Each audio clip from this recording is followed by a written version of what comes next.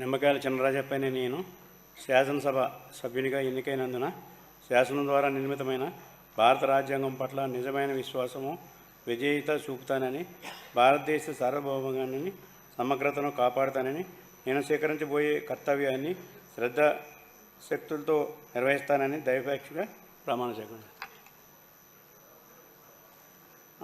ఆంధ్రప్రదేశ్ శాసనసభ సభ్యుడైన నిమ్మకాయల చినరాజప్పని నేను సభా నియమాలను కట్టుబడి ఉంటానని, వాటిని అనుసరిస్తానని, సభా మర్యాదలను పాటిస్తానని, సాంప్రదాయాలను గౌరవిస్తానని దైవసాక్షిగా ప్రమాణం చేస్తాను.